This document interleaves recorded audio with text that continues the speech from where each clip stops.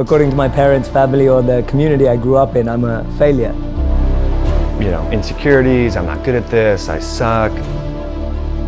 Most people think that life is about avoiding the pain. I'm here to tell you right now, it is about really experiencing the pain. When we want something, our brain only shows us the good side of it. It doesn't show the sacrifice required for it. It's not a quick fix. It's not gonna be a bullet. It actually takes work.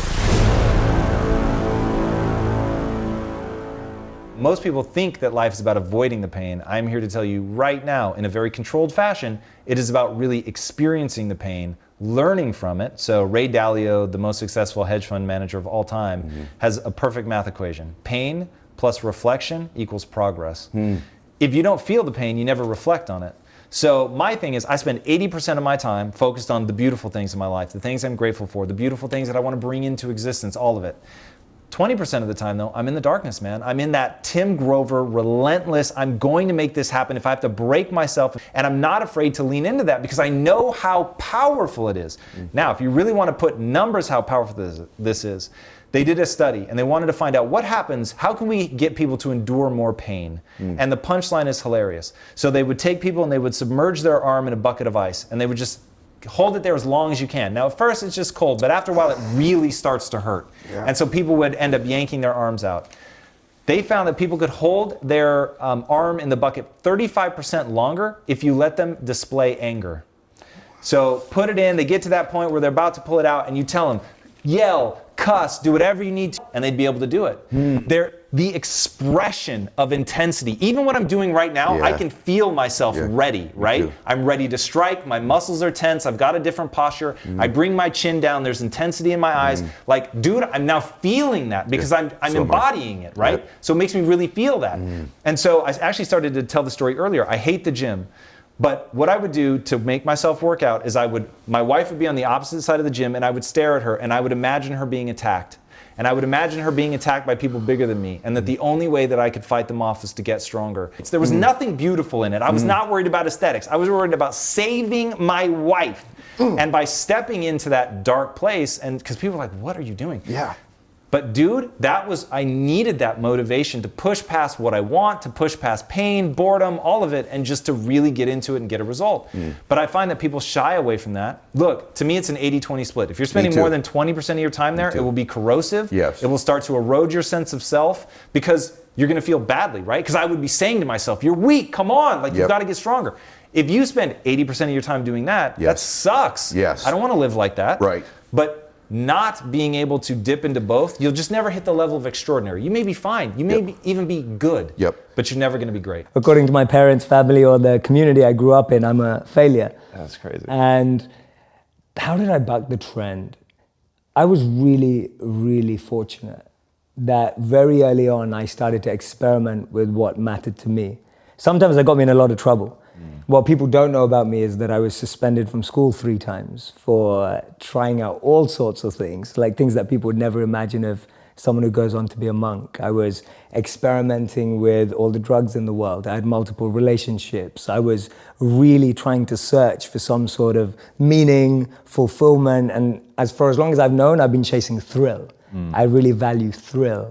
And feeling like I did not see that coming. Yeah, no, not many people do. It's very different. From 14 to 18, I was like this kid who just wanted to try new things out. And my parents' rhetoric would always be, well, make sure you get good grades. And I used to think, well, if I can be bad and get good grades, then it all works, right? Everyone's happy. So that's kind of what I did. And at 18, I was really fortunate when I met a monk. And this monk was invited to speak. And I kind of just went because one of my friends forced me to. At that time, I was listening to CEOs and entrepreneurs and business people and marketers who I thought that's what I was aspiring to be like. And then I hear this monk. And he captivated me like no one had ever captivated me before. It was like staring at the most beautiful woman on the planet. You know, I was completely fixated on him and his message. And that is the beginning, without me going into too much detail before we probe, that was the beginning of what changed me. Because I went from being someone who did only want all those things to become successful and trying to, but I started hearing my own inner voice much more in all that noise that I had around me. I remember one of my parents had a maths tutor for me because they wanted to be amazing at maths. And I was pretty good at numbers, and I'd have this tutor, and he'd tell me that, he goes, the reason that you're struggling with the next question is because you're always worried about what your parents think. And that really stayed in my head. I was just like, wow, so as long as I'm trapped by what my parents think, I can actually never find the answers to the real questions of life. And there are all these little things happening. I lost 2 great friends when I was 16. One girl died in a car accident. One guy died because he was involved in drugs and violence. That made me rethink everything. I just thought to myself, wait a minute, these were beautiful people, people that I loved, people that, in my opinion, were good people. And I just lost them in a moment. And it was kind of like this collation of little things that just made me think, wait a minute, having money, having fame, that just doesn't seem to add up. And then meeting the monk kind of made that shift possible. Yeah, I used to have a lot of negative self-talk about, insecurities. I'm not good at this. I suck. I mean, if we really want to go down the rabbit hole, my older sibling exposed me to drugs and alcohol when I was 9. Whoa. And so that really. And you liked it, or? Well, I took to it. Yeah. So I mean, it's crazy for people listening. I got arrested twice before I was at the age of 15. Wow. So arrested at 12 and 15, shoplifting, and then for drugs at 15. So the reason why I bring that up is I felt really dumb. Right? Because, remember DARE, don't do drugs, all this stuff in the 80s, if you do alcohol before this, or if you drink or smoke, your brain's gonna be stunted. You're gonna have learning disabilities. And so I started to believe that stuff. And I remember my freshman year of high school, after I got arrested, cleaned my life up, my dad kicked me out, not kicked me out, but had me go to rehab, outpatient rehab, the best decision ever. Changed my life, got into fitness and all that. But I really struggled in school. And I really believed that I was dumb. I was like, I'm not like these other kids. And back then, my brain wasn't, because of my prior 5-6 years. So I had a lot of catching up to do. But that mindset that I'm dumb and I'm not able to learn, I'm not able to talk with people, still lingered with me. And it wasn't until college that I started to kind of slowly change it. But this aha moment that, what if I do have cancer? Made me realize that I can't hang on to that crap, because my time, we always think we're gonna have time, I may not have the time that I think I do to impact the world that I want to and leave a legacy. And I was like, dude, I can't be nervous for interviews, I can't be nervous for video, I gotta create content, I gotta write, I gotta research, because I realize that if I have 10 years, 5 years, 3 years, whatever, it's finite, right? And we get wrapped up in our insecurities and making money or doing this, but I think, if we can find the best expression of serving other people, that can be an associate, that can be whatever. Everyone has different gifts, and I think that's what's so beautiful about the earth. So it was just a mindset shift, and it was really subtle. And I think it's important for people to hear that, because I don't have necessarily weight issues. I don't have blood sugar issues.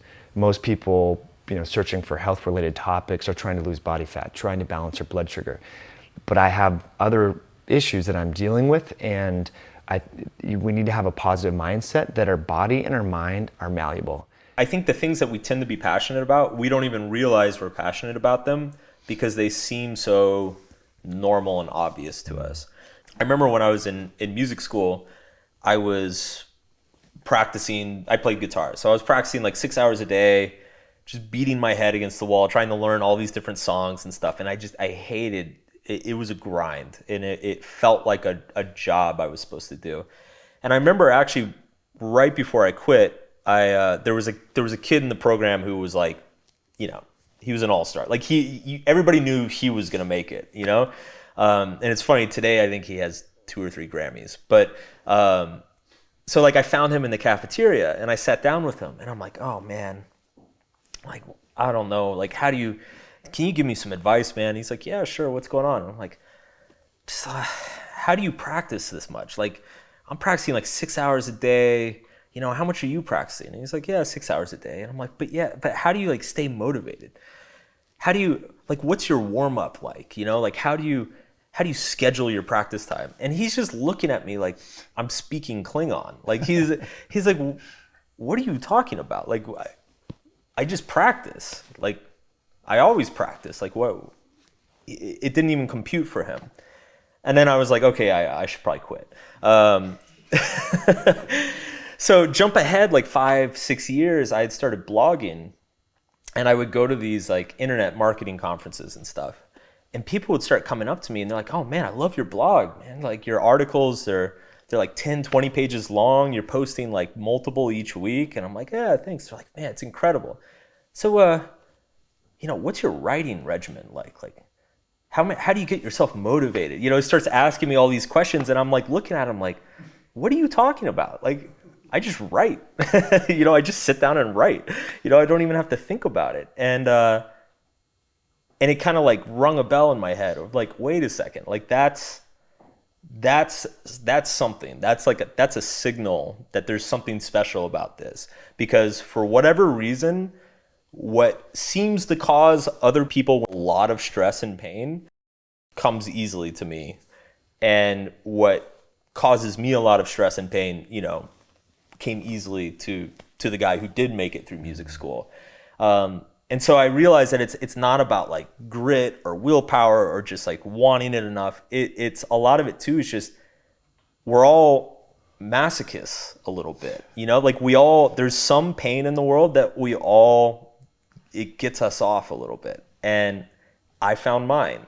And so yeah, you just keep hitting that shit. Like you just keep going. And I think people when you're so focused on pleasure and pleasant rewards, you don't actually get to that question. You don't actually get to like, yeah, what's that pain that like actually kind of gets me going, and because we all have it, and that's the sweet spot when you can find it. All right, guys, if you're going to unlock your potential and achieve everything you've ever wanted, you are going to have to constantly be making progress towards your goals. So, what do you do when you get stuck?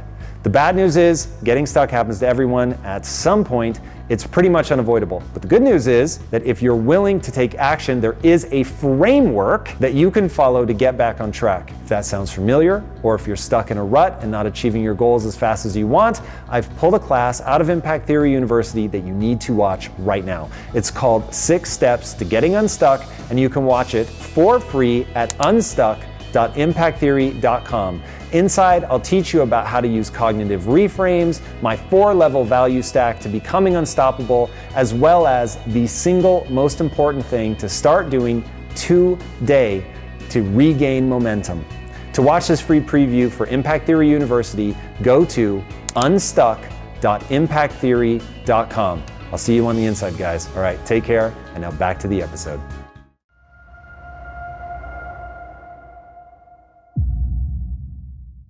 I know she's old school, so I need to go to her dad. Yeah. And I go to her dad and I say, I want your blessing to ask your daughter to marry me. And in the nicest way possible, he says no. And my wife, Lisa, had always warned me, my dad's gonna quiz you. When I introduce you, my dad's gonna quiz you. Introduces me, he almost doesn't look at me, okay? No quizzing. Get to know him a little bit, no quizzing. Seems kind of disinterested. He'd ask me a question and then wouldn't even listen for the answer. But when I say I want your blessing, just like starts going through all these questions. And the final question was, how do you plan to take care of my daughter? Because he was very successful. Okay. And he said, my daughter's become accustomed to a certain lifestyle. And how are you going to provide that for her? And I said, sir, I know what you see right now is a broke, unemployed kid. Wow. But I'm the most ambitious person you've ever met, and I will one day make your daughter rich. And he said, thank you, I hear that, I still don't want you to marry my daughter. Now, important to acknowledge, he's always been incredibly kind to me. Yep. He was just very clear that he did not want me to marry his daughter. Man. And so that was like, whoa, like the gauntlet has been laid down. I'm gonna rise up to this. And so in my soul, I'm like, I've got this, man. I'm gonna do this. I'm committed. There's no way I will not get rich now because I'm gonna take care of that woman. I'm gonna show him that I'm right. Ooh. And then the next morning I lay in bed for 3 hours, maybe 4. And the day after that, 3-4 hours again. Why? Because it was cold. I didn't want to get up and put a sweatshirt on and literally walk the 8 paces. And so I would sweat it because she was working and my job was to make her lunch. And she would come home and we'd eat lunch together. And when we get to the punchline of what I'm like today, even I have a hard time believing that was really me. So then these 2 successful entrepreneurs walk into my class. And up to that point, I'd promised myself 2 things. So I grew up chubby in a morbidly obese family and with no money. And I said, one day I'm going to be rich, and one day I'm going to have six-pack abs. And that was my promise. And these guys walked in, and they were rich, and they had six-pack abs. And they said, look, we're starting a technology company. Why don't you come be a copywriter? And I was like, absolutely. And it's one of those where people are like, what are you doing? Like, you're leaving the secure job? For me, I was like, they're like unicorns to me. Yeah. They are literally the thing I'm looking for. Yeah. They are rich and they have six-pack abs, and they're gonna let me into their company. Yeah. And so their whole pitch was, look, man, this is a startup. You can have any job in this company you want. You just have to become the right person for the job.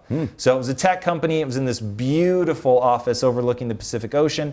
Every single person in that company had a floor-to-ceiling window overlooking the Pacific Ocean, except me. And they put me in the server room, which had no windows and a bunch of computers, all whirring and making noise. And I remember one of the guys was like, who's the kid in the server room?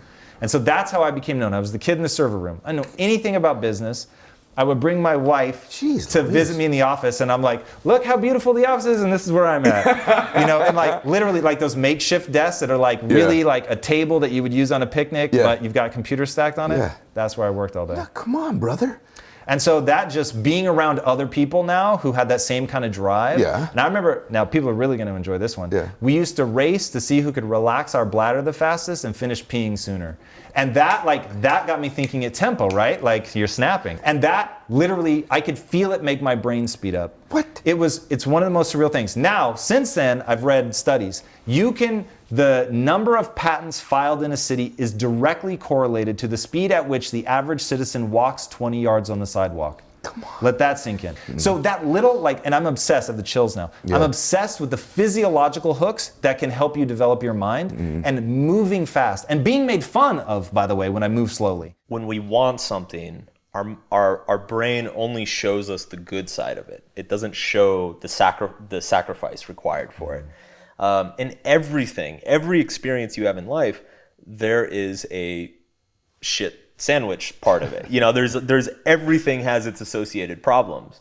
But our brain doesn't think about that when we're pursuing it. And so for me, like one of the most powerful heuristics is to simply, instead of thinking about what benefits I want in my life, I try to think about what problems do I want in my life. You know, it's something as simple as like, you know, people might see this show and they're like, oh, damn, I wish I had a badass show like that on YouTube. You know, it's like they don't understand like there's a whole crew here, there's logistics, there's like waivers you got to get like clear through lawyers and all sorts of crap. And it's like those are the problems you chose. You know, those are the problems that you wanted to have. And that's why it's a successful show. It's not just because it's like, oh, damn, having a show would be awesome. You know, like it's easy to just want something. You know, if you go to the gym, it's like challenge yourself to do something new. Take a class that, you know, like my wife just at the age of 37 decided she wanted to learn how to swim. And she's like mortified of it, you know? But I'm like, hell yeah, go do it. You know, like that's because it's not just about swimming. It's about just developing that consistent habit of like stepping into your discomfort. And as I said, he was completely captivating. And then I found out that he'd given up jobs in Google and Microsoft to be a monk. And I thought to myself, who does that? You know, he's given up everything that I'm chasing and that all my friends are chasing, but he seems happier than anyone I've ever met before. And he spoke about this incredible principle where he said that we should plant trees under whose shade we do not plan to sit. And he was speaking about this principle of selfless sacrifice. And that kind of just penetrated me right there. When he said the words selfless sacrifice, for the first time in my life, I felt a thrill about something that I'd never felt before. I thought, wow, giving up everything you have for the service of others sounds like the best thing you could possibly do. And I don't know why I had that thought, because I wasn't a spiritual kid growing up. I wasn't a religious kid growing up. I wasn't even a good kid growing up. I was just a rebel, a misfit, trying things out, an experimenter, which I still consider myself. And so what I started to do is I was interning at companies and firms and corporates, thinking I was getting a grad job afterwards. And then I'd spend the rest of my summer holidays interning in India, living with him as a monk. So I'd use all my summer and Christmas holidays to just be out there with the monks. And he introduced me to another 200 to 500 monks that were just like him, just as smart, just as bright, giving up everything they had and using all their skills to make the world a better place.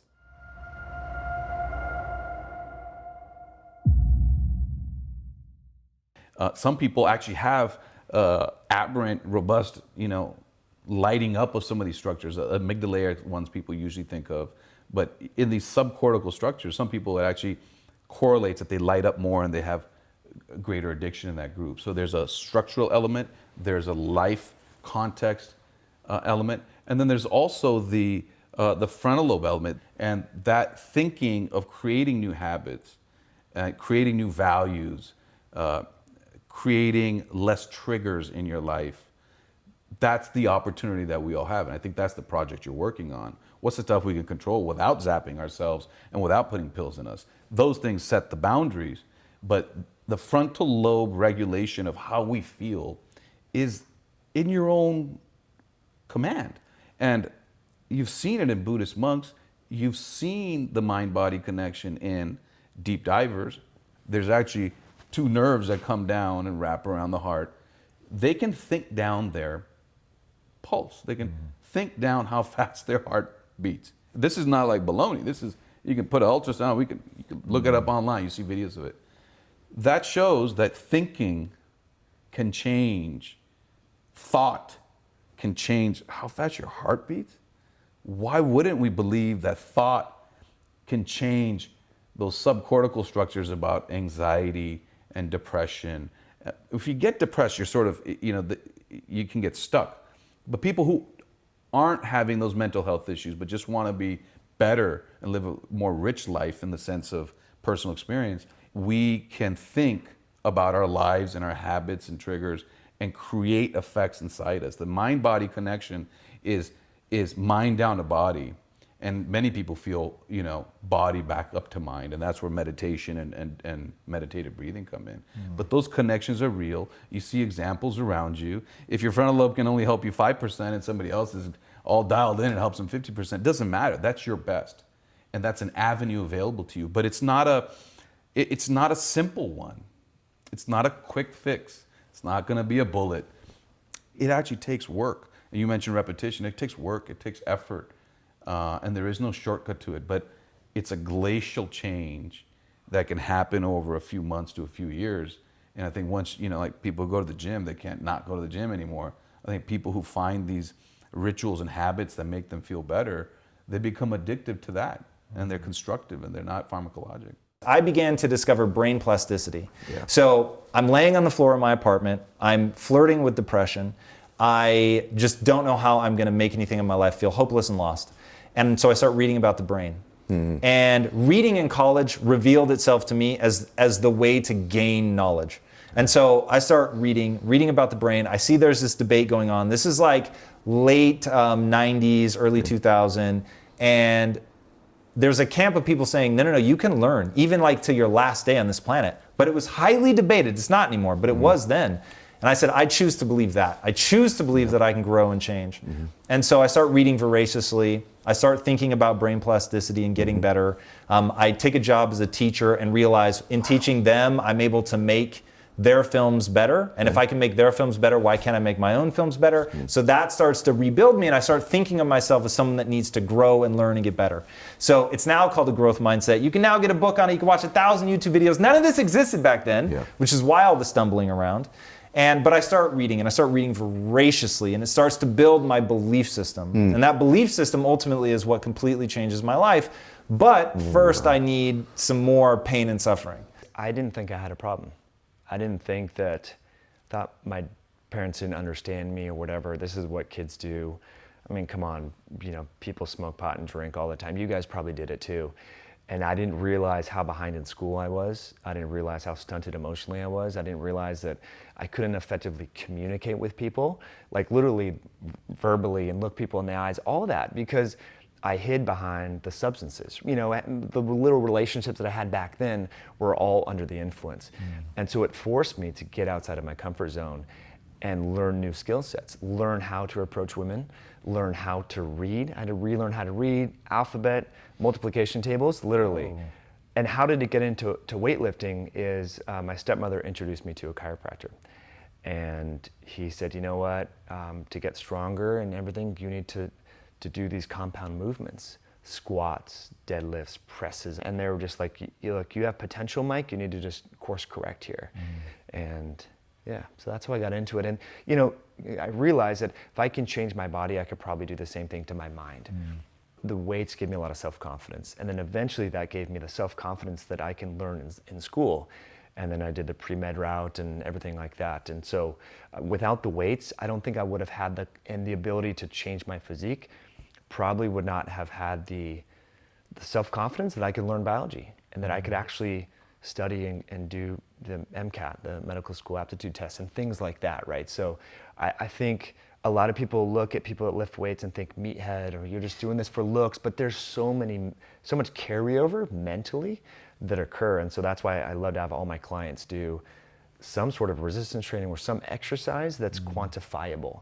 A lot of people go to the gym and just do the elliptical for 20 minutes, but you can't really quantify if you're gaining, you know, if you're improving or not, because you're just doing time or you're looking at heart rate. So if you're going to do cardio, I recommend training with watts or power. If you're doing yoga, it's a little bit easier to quantify because you can see if you're getting into a position better, you can hold it for longer. And weights and even CrossFit or powerlifting offer that feedback, so we know if we're improving. I'm a huge fan of the book Thinking Fast and Slow. I don't know if you've read it. Yeah, it's a great book because for me, it's got a really close pattern connection again to what I studied. So just understanding System 1 and System 2, if anyone watching hasn't read it, I highly recommend it. Just being able to differentiate between System 1 and System 2, as Daniel Kahneman calls it, in the Vedic philosophy would be called differentiating between the mind and the intelligence. Knowing how to differentiate the voices in your head is the first level of self-awareness. So break down what System 1 and System 2 are. Absolutely. So System 1 is your initial response to anything that happens. It's a stop that I can't really say. So if you say something I don't like, my System 1 naturally would be a face that I pull that I'm like, I don't agree with that. That's the understanding of what System 1 is. It's your initial default reaction in the moment. That can be positive often. For example, if someone pulls out a knife, you feel scared and you run. That's System 1. That's a good thing. It's safe for you. But also System 1 is someone says something that hurts your ego and you start defending yourself immediately. That's a negative of System 1. That we would refer to as the mind. It's built up of conditioning. Those responses are conditioned.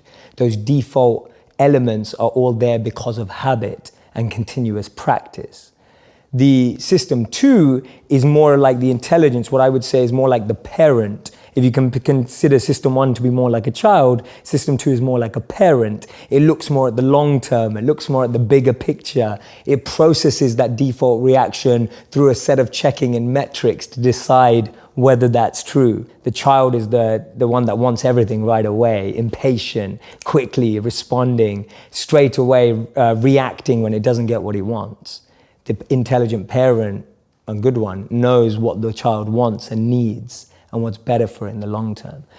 Just starting there and being able to reflect and observe the different voices inside of us is a great place to start your self-awareness. Because the biggest challenge is that most of us don't know what we're listening to. And most of us don't even know that there are more than one voice inside of us. Just getting over that line is a huge win. Because now at least you're trying to differentiate in what you're hearing. And that's going to help you make better decisions in the future. Emotions should never stop you from achieving your goals. So if you feel stuck, overwhelmed, low on confidence, you're beating yourself up, or you feel like you're not deserving of the things you want in life, I have something to tell you. Emotions are not facts, and you should never let them hold you back. And yet I find that people do this all the time. They mistake that feeling for objective truth, and it sends them in this downward spiral. Reaching greater levels of success in life means knowing how to use your brain. And if you're in a rut right now, or if you've been struggling for a while to achieve your goals, then I've pulled a class from Impact Theory University to help you get back on track. It's called 6 Steps to Getting Unstuck, and it's for anyone who wants to know the exact steps to achieving big goals when life puts challenges in your way. If you want to check it out, go to unstuck.impacttheory.com to get access. It's a free preview. All right, guys, I'll see you on the inside. Now let's get back to today's episode.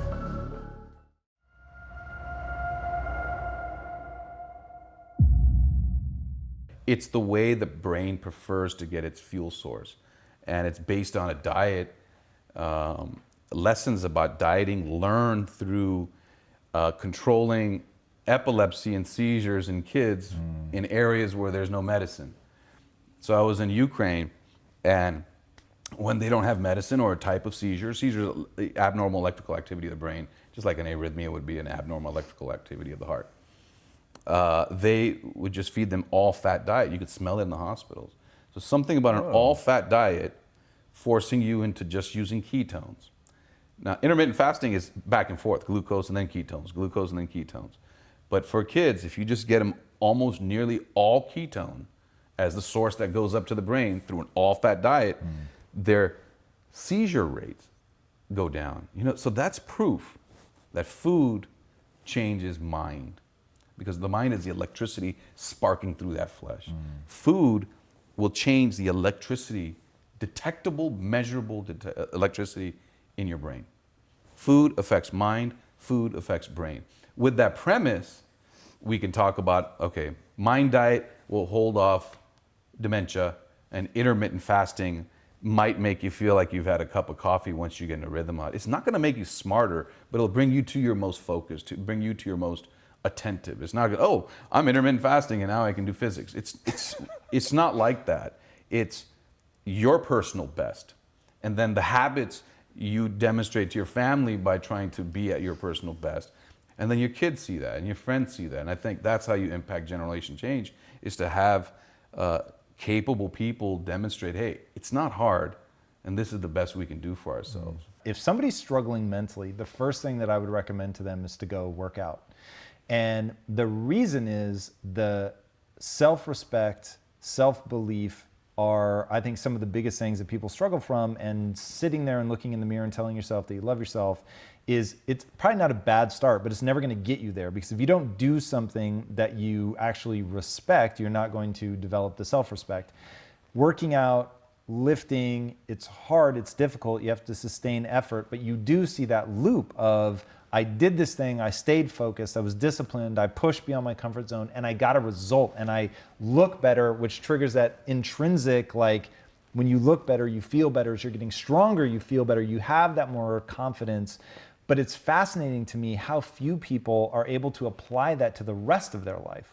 Like, you'll see a lot of people, they crush it in the gym. They obviously understand that you put in that effort and you get this tremendous reward, but they don't make the leap of, if I can do it to my body, I can do it to my brain. So it's not that, body fat can have problems and challenges and is linked with inflammation, and where your body fat sits is a big deal. But that's where I think it gives people power, because it's not just about your diet, it's about your sleep, your relationships, your stress management, your mindset, exercise, circadian rhythms. There's all these things, and if you just relegate food to just calories, you miss all that. But it brings back to what you were saying, it's not about being right, and I think people, and I've learned this myself, I've had to have an open mind, because I read negative ketogenic diet studies, because I want to challenge my own beliefs. So I'm not in this echo chamber. I talk about those negative ketogenic diet studies, and when I'm reading it, I'm trying to remove my bias. It's very hard. As human beings, our mind is wired to be very biased. We're constantly, when we watch videos like this or read books, we're trying to confirm what we already believe. You know what I mean? And so we need to kind of remove ourselves from that a little bit and realize that's how we're wired, and we're set up that way, but it doesn't mean we have to be that way. To keep the flesh healthy, you have to irrigate it. And that has to do with your brain arteries. And since we already said it's not a ball, it's these these jellyfish, and they're moving and they're throbbing and they're pulsating and their tentacles are reaching out. There's a lot of space in between. And that extracellular space, outside of the actual cells, outside of the neurons, outside of the jellyfish, if you will, it's not just water. There's chemicals floating around in there. Now, dopamine might be just from tentacle to tentacle, serotonin might be this way. But what's in all the stuff around all those billions and billions of neurons? They're growth factors and minerals and chemicals that the brain naturally has. But there's also a soup that these billions and billions of neurons are floating in. BDNF is a key component of that soup that helps regulate the health of each of those jellyfish or neurons. And we can trigger more of that through exercise. Yeah, you exercise and it releases it, it showers itself. It's not like the thigh muscle sends it up to the brain. The brain says, hey, I'm feeling good. This is good. I like this. I'm going to create a new rut. I'm going to remind you, you feel good when you run. The brain will shower itself with growth factors. There are growth factors. The brain says, hey, you know, the electrochemical balance is better with those. So I think that's where you get the runner's high. You know, it's not just adrenaline. It's not dopamine's a happy chemical. I'm jacked up. I'm on adrenaline. It's just such a complex ecosystem. And rather than feeling intimidated by that, to me, I just see opportunities on how people can, you know, improve their lives. And I think exercise is too easy and too hard, actually, the way we live. To me, with my kids, I've been trying to drag them to the gym. I mean, we got a new membership and all that, but changing what shows up on the counter is powerful. And if we ate less, and if we ate efficiently, and we did, you know, it's a less carbon imprint. I think all of those things, it's good for the planet, it's good for us, it's mind and body, and then it's also communal. You know, then it goes to the next generations. It's not just something I did at Equinox and with my yoga mat in Malibu. And then I think it can perpetuate, so it's not just an individual thing.